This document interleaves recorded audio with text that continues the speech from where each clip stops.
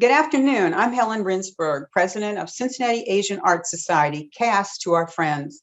Welcome to our third virtual lecture, Re-Envisioning Buddhist Art, exhibiting a Pan-Asian transhistorical approach.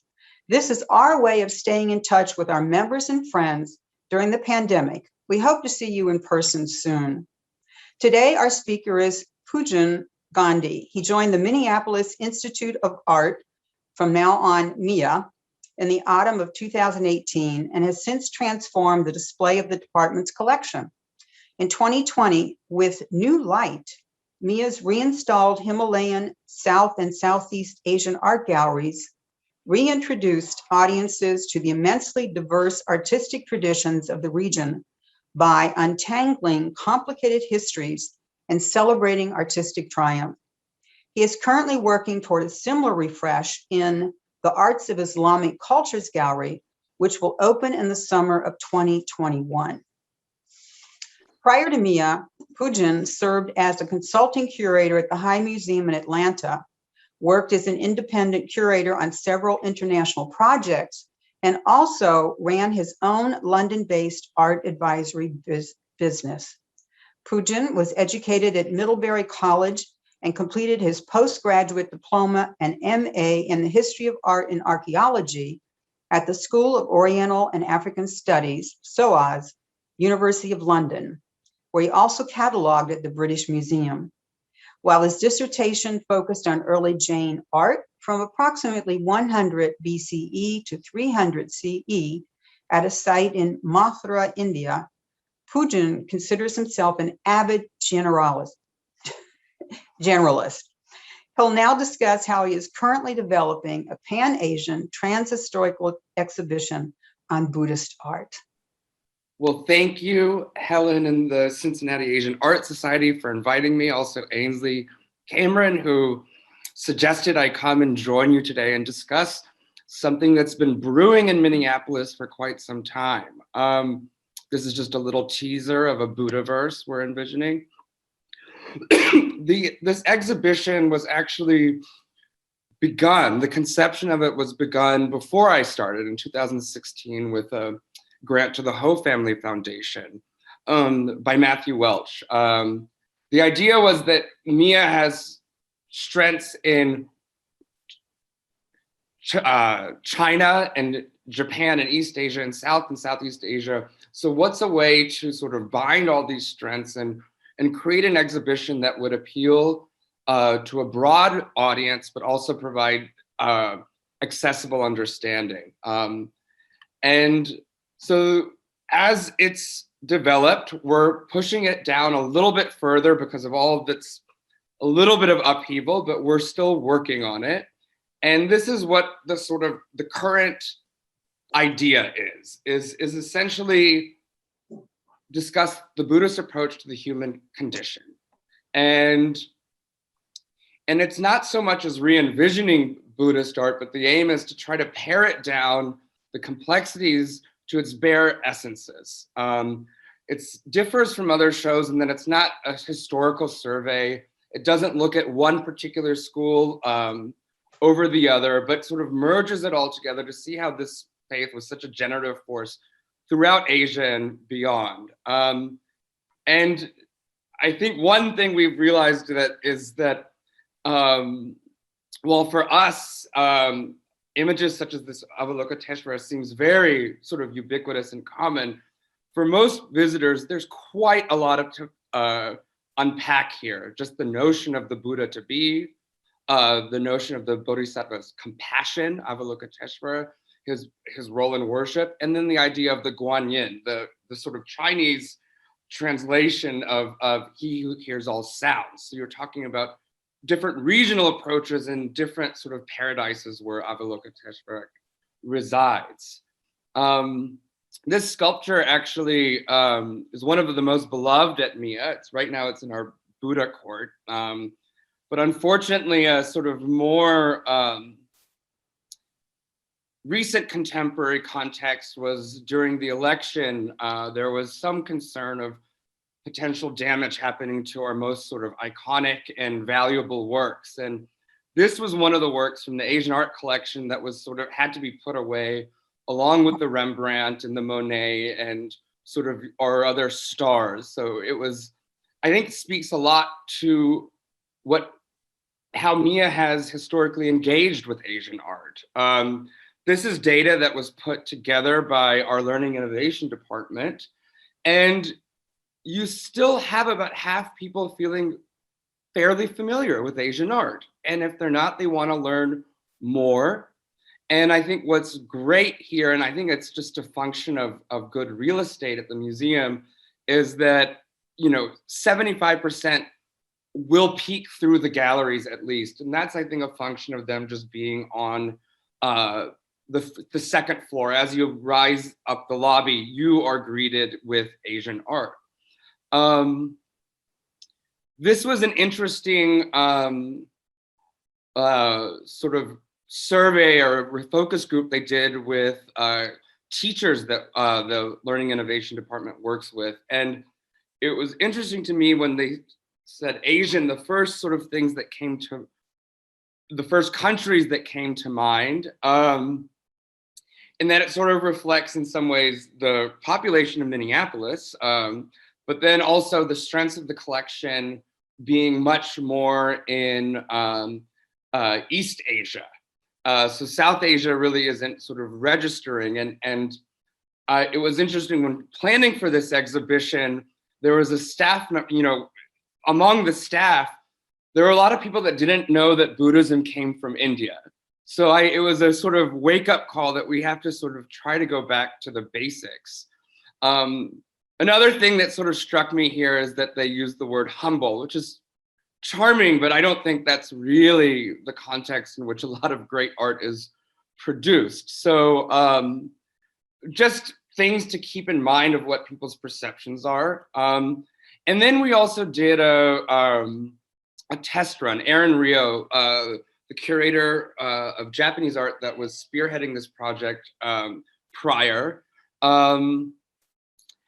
installed this Buddhist court, and we sort of took feedback and they compiled what the top 10 questions were. And many of them you'll see are, fairly straightforward. I mean, things that would be covered in pretty much any survey, like iconography, different cultures, but some sort of dig in a little deeper to think about the role of children and women. And then also, what about Buddhism in America, which is actually a question that maybe hasn't yet been resolved in our thinking of this. So I think throughout this presentation, I would refer you to sort of what our goals are, and it's iterative, and I would very much welcome your sort of candor and feedback and thoughts.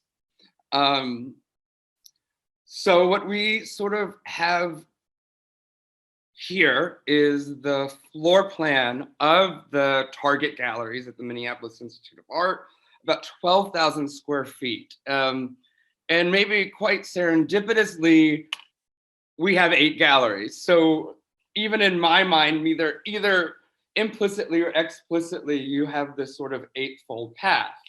And the way you would orient is this is the entrance. And so why?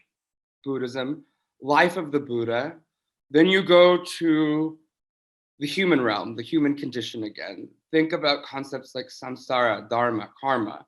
Karma, of course, is how art was motivated and produced. And then you get to the role of monks and arhats and the idea of bodhisattvas coming in and being intermediaries. The idea then is you have a lot of information, and then you would go in this room and it would be this sort of Himalayan shrine room. And the idea is you'll have enough tools at this point to sort of understand what's going on. But also it might be, a lot of information overload. It just gives the viewer a moment to pause. Then we complicate things further and go into the cosmic realm. We talk about Buddhas of the past, present, future, the various mandalas and conceptions of Pure Lands and paradises throughout the Buddhist world.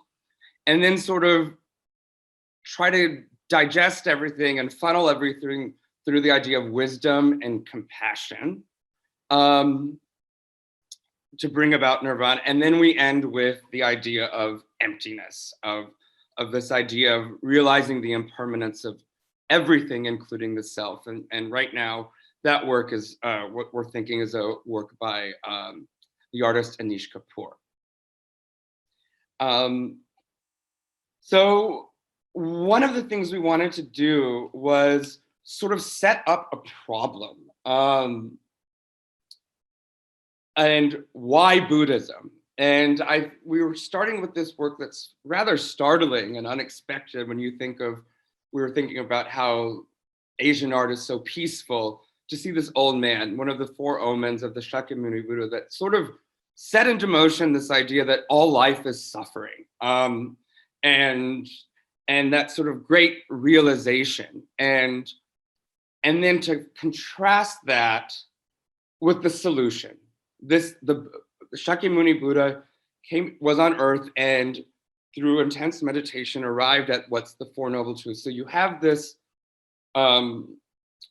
problem and the solution is offered here. Of course, these three works probably are the epitome of various aesthetic ideals, and would be glorious. I have to say though that we haven't sort of sent out loan requests, or nothing's been confirmed in that sense. So for me, it's actually been an interesting exercise in conceptualizing this, but with somewhat of a sense of non-attachment. So keep that in mind as we go through as well. This is sort of a rendering that I've just sort of beginning to tweak with my the new designer now that I'm working with. And you see that sort of call and response, how that narrative could look. And then the didactic here is to sort of introduce the Four Noble Truths through a variety of media that we're still thinking about. And so now you have the why, and then you get to the who. This is simply, again, probably familiar to many of you, but basically to ground it in reality, to ground it in history, and to see how this sort of the legendary biography of the Buddha, of the Shakyamuni. So you have this bronze that would have actually been made relatively close to Lumbini, where the Buddha was born, the Shakyamuni Buddha was born. Again, most people will sort of know about sort of divine conception. This actually, to be honest, I am a South Asianist in Southeast Asia. Before starting on this project, I wasn't quite familiar with this motif of the infant Buddha preaching in this sort of lustration bowl. So we're trying to do two things, is show major life themes, but also show regional variation throughout. And then you have, these depiction in these early paintings of his princely concerns, and then the four omens. There's the old man, the sick man, the dead man, and then he sees the ascetic. Again, just going through the life story again, the great departure. These are always just, it would be wonderful to be able to have one of these or something, an emaciated Buddha, demonstrating his sheer determination and quest, and then also these, cowherds that are poking him to see if is he even alive still. Then you have the great and important sitting in Bhumi Sastra Bhumi Mudra, the earth-touching gesture calling the earth to witness his enlightenment. You have the assault of Mara coming at him with the gods of desire, and he remains sort of impenetrable in this diamond pose. And then now he's sort of downloaded, if you will. Now you have the Four Noble Truths. And then this sets his course. Again, you have regional variation. Cincinnati actually has a wonderful, wonderful fragment. I, for some reason, couldn't download the image, but I hope that that could be included, and you should know it well. But so this is showing his life, and then sort of ending with this parinirvana, this nihan. And now that sort of brings back Maya, who's sort of now come in from heaven to see the Shakyamuni has now attained nirvana and is outside the bounds of existence in this cycle of samsara. This painting is rather wonderful. You have this sort of contrasting levels of grief, those that are in absolute anguish, and those are slightly sort of more elevated. And realizing the great bliss and moment and hope that has just happened. As we've now sort of discussed them, then we're sort of going to go back into the conception of what it is to be human. And here you have this wheel of existence. The goddess here, this is Mara, the demon of time, death, and illusion, holding this wheel of dependent arising. So the sensation that causes desire, and then people go to hell, and then you have this whole wheel happening. And it's terribly complicated, and we could, there's ways to maybe sort of extricate information in sort of graphic form, but it's meant to be overwhelming. But then there's a way to maybe distill it in ways that's quite simple. The idea of samsara is by Tetsuo Miyajima is these diodes that he uses, then it just goes to 1 to 9, and then it starts again. So it's this constant birth and rebirth that's just happening continuously, and it has this sort of strobic quality to it. So I can graphically, things can get very complex and one can get lost in it, but then we're trying to sort of balance it with essences as well, and contemporary interpretations and relevance. Again, now we're going to talk about the Dharma. Hopefully we'll be able to get this work that sort of will reiterate some of the life stories, the wheel of law that sets into motion, explain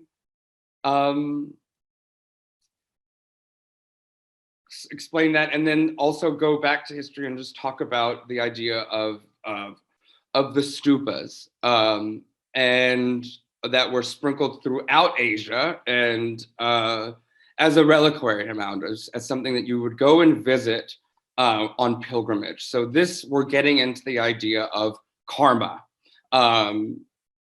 so right action. And that's sort of the generative constraint for a lot of art. So I'm sort of hoping to get, something monumental like this, and then sort of create sort of a stupa field within the gallery. And then again, we're going to talk about pilgrimage and karma and the transmission of ideas. And this is sort of the way that we'll be able to underscore sort of some of the history that people will no doubt still be interested in and want to learn more about. And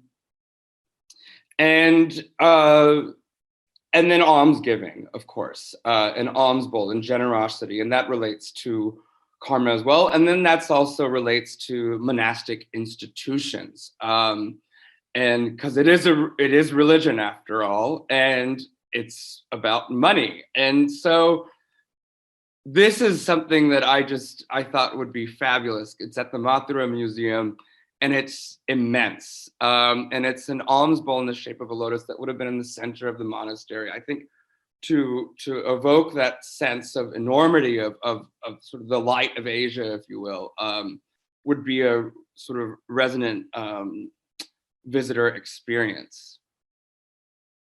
Of course, we'll also talk about text throughout, and all of the galleries will be incorporating relevant text for those that do sort of appreciate close looking, and also text as the creation is karma, and then also as a sort of religious object in its own right, in the various contexts in which that can happen. And then the next gallery, we're going to sort of get back into history and talk about monks, Ananda being one of the cousin of the Shakyamuni and one of the first disciples. And then this development from the monkhood to this idea of the arhat. So you have this Virupa, historical figure that sort of takes on supernatural powers. And here, I'm sure you know this story of how he was sort of on a bender and the bartender threatened to cut him off. And so he said, when the sun sets, you're going to have to settle your tab. And so Virupa sort of points up at the air, at the sun, and halts it with his power. And then this is sort of a transition, I'm hoping, to talk about the supernatural and this host of characters that become possible. And then talk about the bodhisattvas. So this Jizo here comes floating in on a cloud from the heavens and sort of dresses up as a monk. So this is an opportunity to talk about the Buddha, to be the direct relationship between devotee and savior. And the trick here is whether or not to get into sort of skirmishes with different sects, sectarian skirmishes, or in that history, but just say different developments and different paths throughout. Here you have the Kishtaba, who he's known to be able to save people that have been sent to hell. So you have this solution again that is possible by the Bodhisattva. And then sort of the three main bodhisattvas, if you will, that sort of represent the elimination of ignorance, ignorance, compassion, and power are put together in this magnificent triad. And one of the reasons I of course it's a knockout, but also the inscription is really interesting to me, in that it has this translation of the connoisseur, and I think that's really important. I think that I've heard sometimes there's a perception that the notion of art and the connoisseur is sort of a Western construct, but I think it's important to explain that these are highly developed and emanate from within. So now you have the life of the Buddha, the Four Noble Truths, you have the idea of the text of merit making, what an image can do in terms of creating merit. You have a new host of possible religious deities. And then this is sort of what I'd call, this is sort of the Buddha break, if you will. So visitors can go in this Tibetan shrine room and sort of appreciate what something could have looked like in the original context. Here's a rendering that my designer just came up with. I think he was sort of projecting, Bill Scogi was projecting into summer and times after quarantine. But we're just still developing that. And so that's sort of the hope here. You've probably seen similar shrine rooms at the Reuben and then at the Freer as well. So now here we are again. We've gone from, this is gallery 1, 2, 3, 4, 5, and now we're going into the cosmic realm. So we are now going to a place where now there's the recognition that there's Buddhas of the past, present, and future. And then that really opens up infinite possibilities for compositions, for visualizations, for art in many ways. So, and then the Jatakas are really, of course, wonderful in explaining, affirming ideas of karma and right behavior.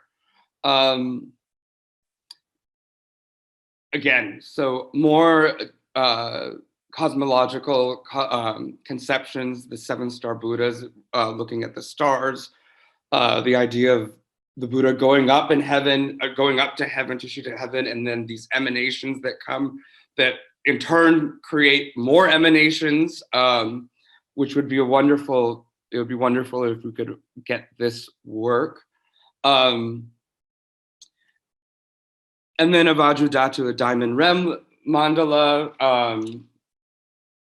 that will, when this is a really nice and early one, and these the sides are so wonderful, you could almost stick your hand in it and really enter the diamond realm with Vairochana at the center and Amitabha on the Western paradise, and then that's replicated, that's echoed here in the conception that the Western Pure Land that sort of spreads throughout East Asia.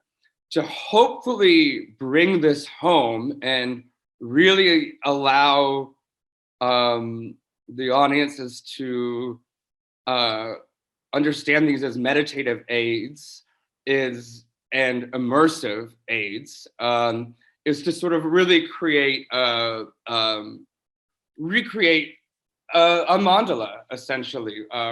We have this set of 12 devas at the museum, and I don't think these guardian deities, and I don't think they've ever been shown together. And so the idea is to show them together with Fudumyo Achala, a manifestation of a wrathful manifestation of Vairochana. And this will sort of give audiences a sense of what sort of the mandalic conception could look like. And then finally, and in this realm, we're gonna hopefully be able to have this Dakini, a meditative deity that appears in meditation, who can literally glide through space. So glide through all of these cosmoses and glide, and is unencumbered by any of these visualizations. In fact, in here, her cape is done with flayed human skin. Again, reiterating the idea that everything is, this attachment to the self is really what's bogging us down. And one of Mia's sort of star pieces, another guardian king. And then we sort of get to the section about wisdom and compassion. Again, re-invoke Avalokiteshvara and various manifestations throughout Asia. And then, of course, wisdom, here personified by Prajnaparamita. This sort of idea of pure consciousness is that insight into the nature of reality being impermanent and suffering and the lack of self. So this idea of wisdom that's cultivated through all of the artworks in the exhibition, combined with this nature of compassion and teaching, of course, expressed best in mother-father pose, when you have the union of wisdom and compassion to surpass this dualistic thinking, free oneself from the self with ritual objects. And you have Manjushri here, who cuts through ignorance, and sort of the idea is you sort of cut through almost everything you've just seen in the exhibition, and then you end up here. You end up in a gallery where it's a perceptual experience, where everything is an illusion, and you're made to realize the emptiness, the void. These works just sort of go blue to black to infinite, and hopefully provide sort of a meditative space as well. I went through that rather quickly, so I hope that there's questions and we could have discussion and we could go back through and see what we could do. So thank you. Thank you, Pujan. I think it's absolutely wonderful. Quite, I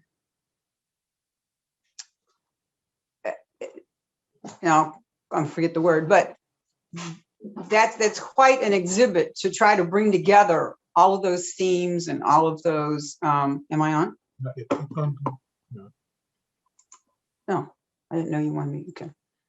All of those themes and all of those ideas together, and you are certainly being very wide-ranging in where possible artworks can come from. So I am going to now go to chat and scroll up. Okay, so from Nagas, who is from the CAAS, one of our CAAS officers, are you also considering the Nagapatinam seated Buddha statue at the Chicago Art Institute? Yes. Tell us why. What's so cool about that statue? Well, it's formidable. It has great presence, and it would be an idea. It would be a way to, if we're talking about the same, we'd be able to incorporate South Asia. I mean Sri Lanka as well. So that's what I am. If we're thinking of the same one, so yes. So we're talking something rather large, like more than life size. Yes, I think it's if we're thinking about the same sculpture, it's from Sri Lanka. It's the one that greets you. I think what we're gonna have to do throughout is sort of have A option, B, and C, and I think it's interchangeable in terms of what we could do. But that would probably be something that's at the beginning. In the life of the Buddha, I think that's where that would go. Okay. Yeah. Okay. This is from me. Can you give a quick explanation of samsara, dharma, and karma? There might be some people who aren't as up on it. So samsara is something that's shared between, it's a Sraminic religion, it's shared between many South Asian sort of religions. It's the idea of rebirth, and the idea that karma, what you do in this birth, is what clings on and will determine the next birth. So this is the trouble. This is this endless cycle of you're always being reborn constantly. And so the idea of bliss, of nirvana, is to attain a spiritual level, spiritual and karmic level, that allows you to escape that cycle. And so here you have the Buddha there. It's just different strategies of going about it. So if you have in Hinduism, for example, the goal is that you realize that all is one. So that your soul is part of a universal soul, and that realization is what allows you to attain nirvana. In Buddhism, it's that, and in Jainism, it is that the soul is adamantine, like a diamond, and everything else is clinging onto it. But there's a pure inner soul, and it's purging everything is what allows you to get to that ajiva. And then in Buddhism, the idea is that the soul is actually empty, and that's the work that one has to do in life or several lives, multiple lives, to attain that. So karma is related to action, and it's material, and good deeds that put you in a better position. Dharma is trickier because it's almost everything. It is that underlying nature of reality, as far as I understand it. You know, there's different ways. Is Dharma is also samsara and karma, because that is the underlying nature of reality. But Dharma in the Buddhist context is the teaching of the Buddha, and that path that one should take. Okay, thank you. Let's see. Again from Nagas. Is the Anish Kapoor work with the famous black paint? No, that work, this work is called Void. It's from '89. So the black paint came about later, but he was already thinking in those directions. And I will tell you that, you know, we had 2 scholarly convenings just to figure out how to organize all of these possibilities and information in a way that's understandable and would be visually compelling. And there was debate as to whether or not Anish Kapoor fit. One is because it's sort of course, he's Indian, but he's British. So you're basically opening yourself up to, you know, disciples of Suzuki and how that changed Western art. I argued that I would be just as happy having a room full of Agnes Martin paintings, because it's about emptiness and how after a while, everything just sort of, they become invisible and they exist in your mind. But it is a Pan-Asian approach. There's a Pan-Asian approach. And then there's also a question of, there's a lot of artists working in this material in Southeast Asia, we were thinking in particular, that are really, in generally speaking, less represented in international collections. So there remains debate of whether it makes sense to have an Anish Kapoor. And of course, some people don't think it's Buddhist art. I think that he has discussed it and he meditates and has a relationship of deep-seated understanding of Buddhism when you look at the work. But it's up for debate. And maybe, do you have another Buddha here, or do you have another sculpture here to affirm it? Or how do you sort of convey emptiness? It's a mental state. So that was just some of the issues that arose in that. Did you ever think of contrasting it with the Japanese mu, the circle that so many the Zen monks would use in their daily meditation? Like the Enzo, is that the? Yeah. Right. Yeah. Mm-hmm. Yeah, I think that could that could work. I think there's a lot of ways to do it. It's just a matter of sort of physicality and experience, and how it'll come to design really, of what could be possible. I think Wolfgang Lehm, there's a lot of artists that we were thinking about, and so that's a way to expand the field and sort of. I do think it makes sense to have some contemporary sprinkle just to keep it. This is a living sort of philosophical concern, and also a religion, and that's something that we're thinking about with didactics. A lot of the works that we have on view are related to festivals, so we'd like to sort of bring that out, either through video or other ways. But there's already a lot in the show, so I think we have to sort of keep people on path, but allow different opportunities as well.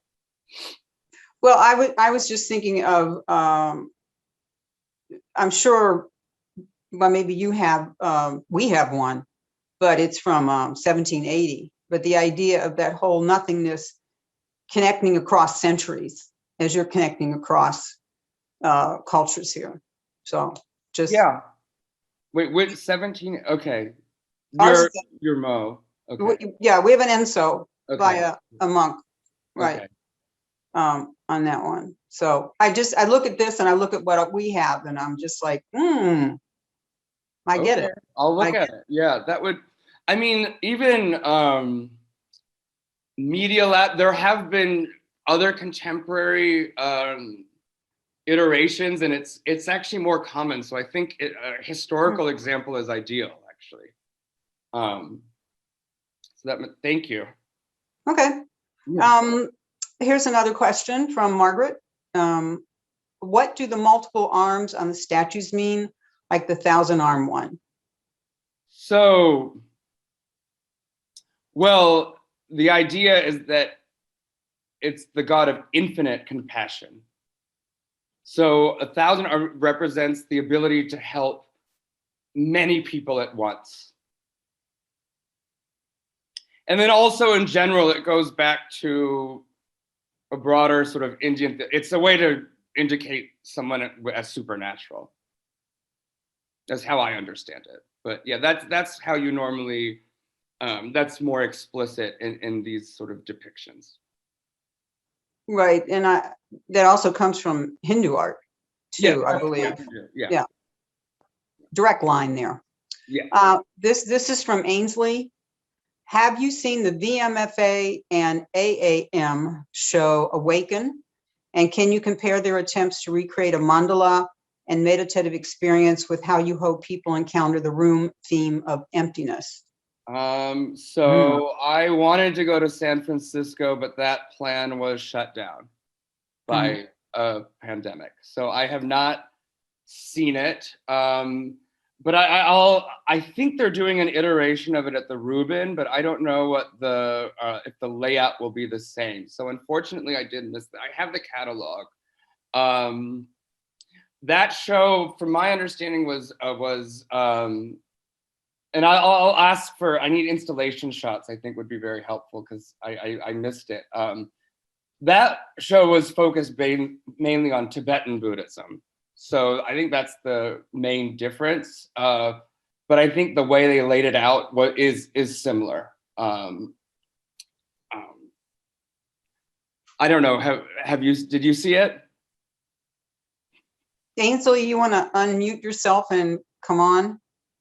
If you've seen, I don't know if you've been able to travel either.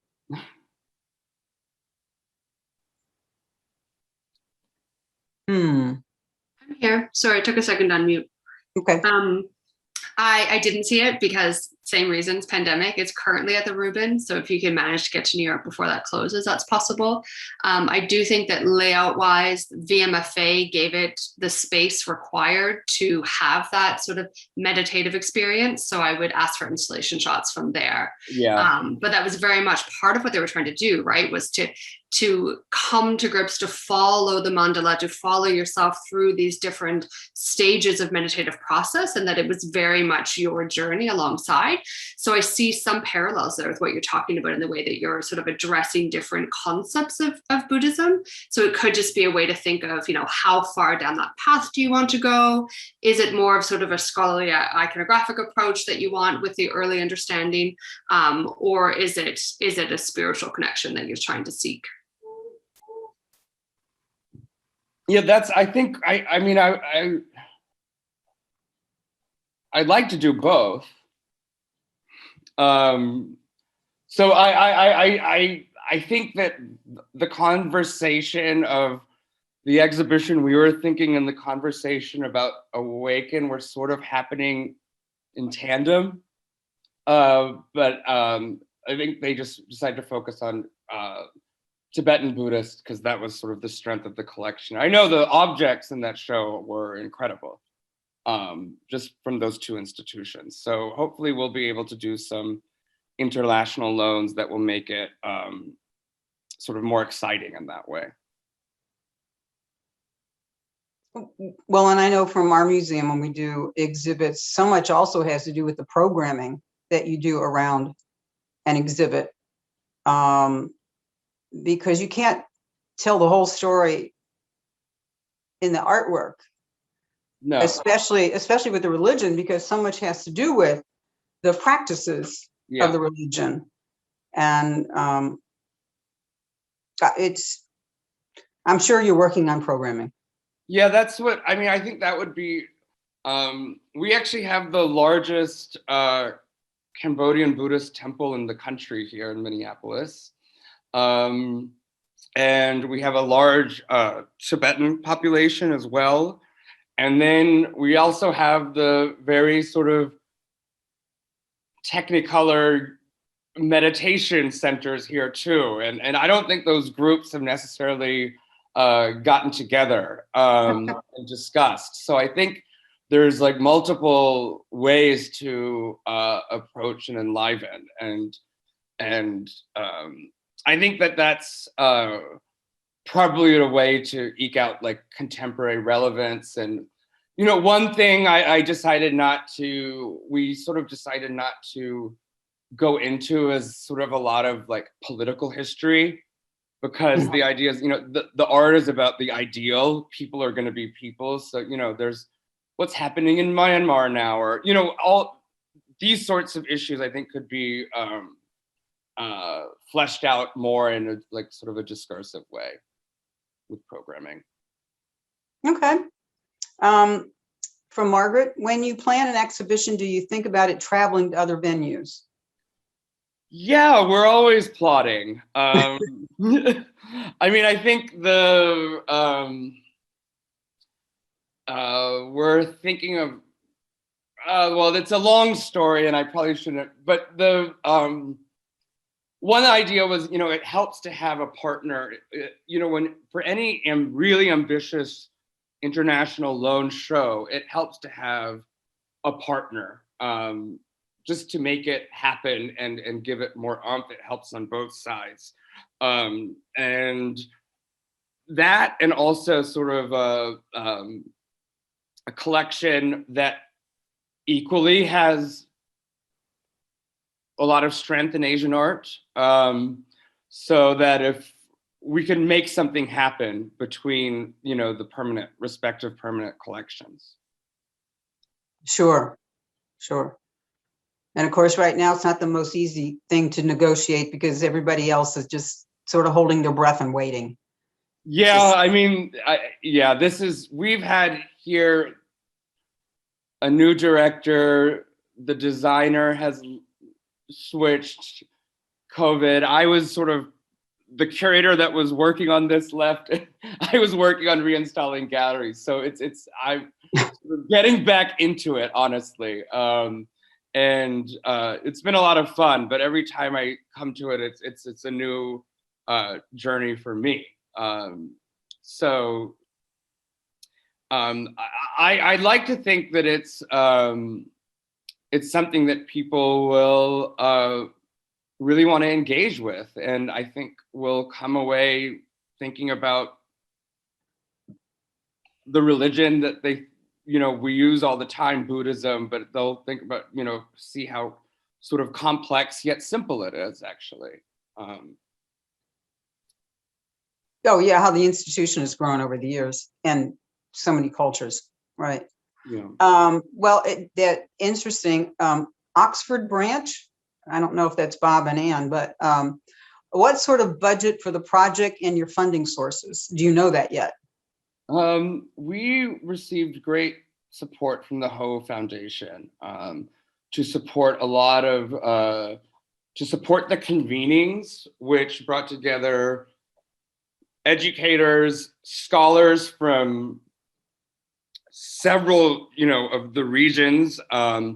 And, you know, we had a list of, you know, hundreds and hundreds of objects that we went through and debated how to organize and what would be interesting and what not. So that supported that. It also supported some travel for the curators at MIA. So you saw there's some works that were from China. Our curator of Chinese art was able to go there, and etc. So that's sort of how we have a really good platform. I think moving forward, we're still, it's been on the radar for advancement and people know about it. So I think we're still sort of figuring that out. But I think the reason to do the ambition of it has to be there to make it sort of, I think, work in a lot of ways. I can give some practical experience when the Cincinnati Art Museum sent an artwork over to Japan for total refurbishing, I guess is the best way to say it, and bring it back.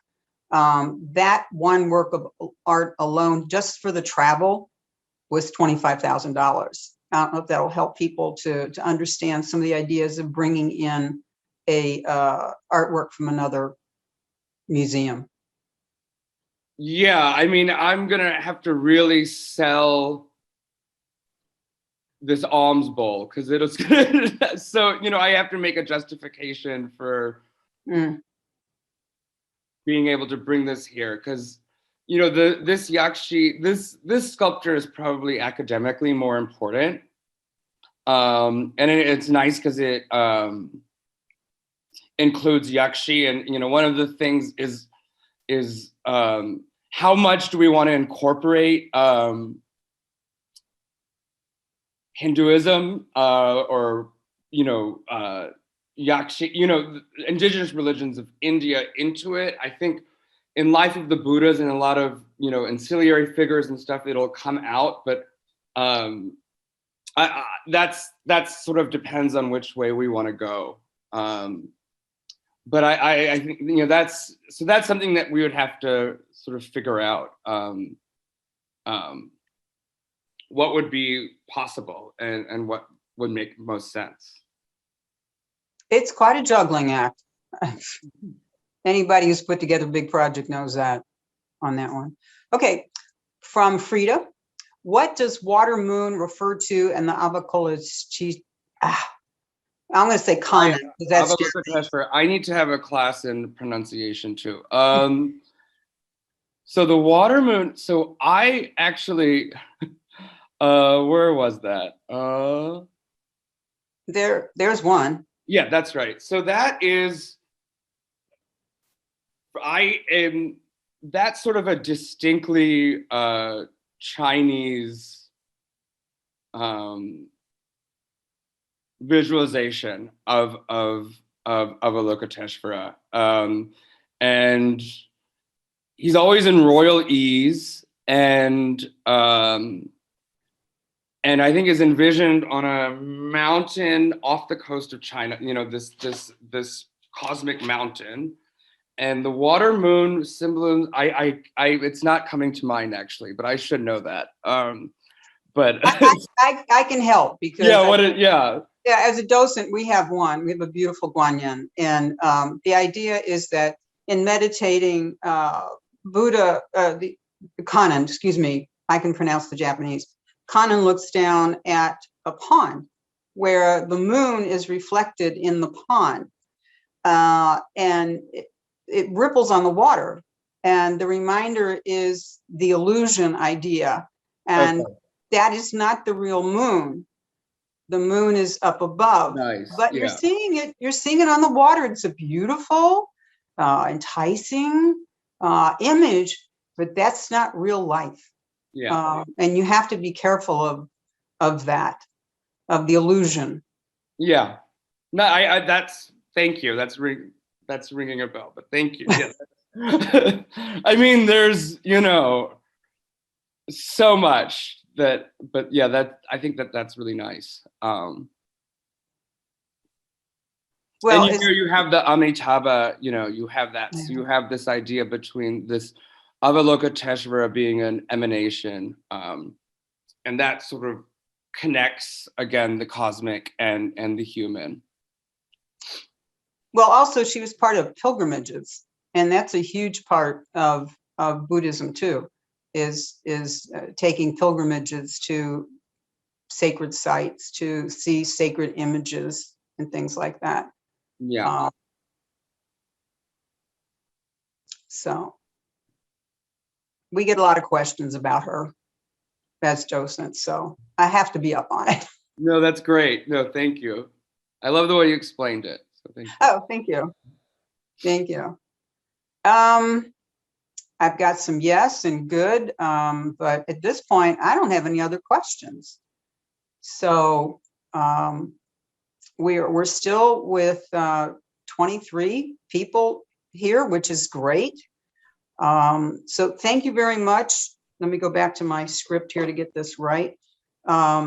So I'm just so pleased with your presentation, Pujan, and to all of our questions. Totally impressed with the kind of artworks you're putting together, the way you're envisioning the exhibit design, and I hope your new designer works out well. Thank you.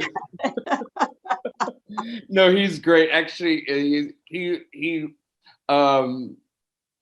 actually, the designer, he spent some time in Sri Lanka. So when we were planning